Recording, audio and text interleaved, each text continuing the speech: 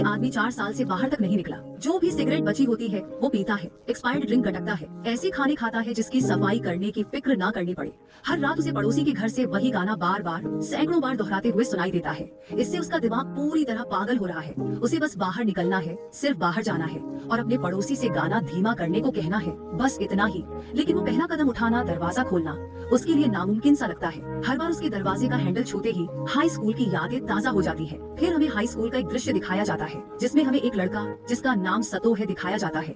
तब वो अपनी क्रश से बात कर रहा था जो एक स्टूडेंट थी। उसने देखा कि पास में एक छोटा बच्चा बुली हो रहा है। सतो ने उसे इम्प्रेस करने के लिए टफ बनने की कोशिश की, लेकिन सब उल्टा पड़ गया, जिससे उसकी पिटाई हो गई और अपमानित होना पड़ा। बाद में क्लास में वो बस थका हुआ था, लेकिन टीचर ने समझा कि वो बेइज्जती कर रहा है। ऐसा एक के बाद एक होता रहा, जिससे उसे लगा कि वो यहाँ का नहीं है। यहाँ तक कि सड़क पर चलने पर उसे ऐसा लगा जैसे सब लोग उस पर हंस रहे हैं। तो उसने पूरी तरह से बाहर जाना बंद कर दिया और अपने कमरे में खुद को बंद कर लिया। 4 साल बीत गए। फिर एक सुबह दरवाजे की घंटी बजी और सब कुछ बदल गया। सतो दरवाजा खोलना नहीं चाहता था, लेकिन उसे बिजली का बकाया बिल देना है याद आया, तो उसने दरवाजा खोला। वहाँ एक लड़की खड़ी थी, हाथ में फूलों वाला छाता लिए। उनकी आंखें मिली और सालों बाद पहली बार उसका दिल धड़क उठा। फिर एक बड़ी महिला आई जो सतो हेल्प मैगजीन बेचने की कोशिश करने लगी। सतो वो मैगजीन नहीं लेना चाहता था, माना कि उसे मदद की जरूरत है, लेकिन लड़की के सामने नहीं बोल सकता था, इसलिए उसने झूठ बोल दिया। कहा कि उसे कोई असुरक्षा नहीं है, बस लोगों के साथ बात करने का अभ्यास कम हो गया है। लेकिन जितना ज्यादा वो बोलता गया उतना ही ज्यादा असहज महसूस करने लगा। उसने दरवाजा बंद कर दिया।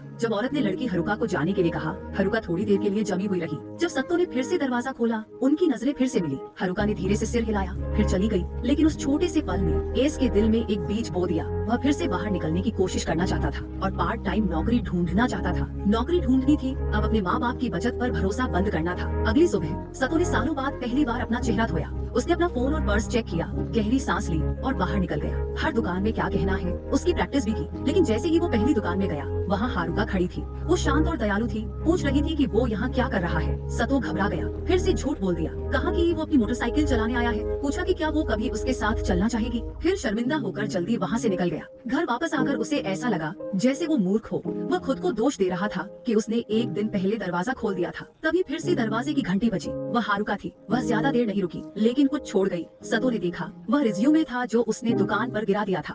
उसने एक नोट लिखा था, पार्क में रात 9 बजे मिलो, मेरे पास तुम्हारे लिए एक खास योजना है। उसी रात सतो गया। हारुका ने पूछा कि वह उस सुबह क्यों भाग गया था, क्योंकि उसके दुकान में स्टाफ कम था। उसे उसकी मदद की जरूरत थी। उसने कहा कि वह उसे फिर से दुनिया में कदम रखने में मदद करना चाहती थी। चिंता मत करो, उसने उससे कहा, मैं यहाँ हूँ तुम्हारी मदद करने के लिए। जो सतो को अभी तक समझ नहीं आया था वो ये था कि वे एक दूसरे को कैसे बचाने वाले थे। क्या तुम्हें कोई ऐसा पता है जो सतो जैसा हो, जिसे पुराने दर्द ने रोक रखा हो, जो जिंदगी का सामना करने से डरता हो?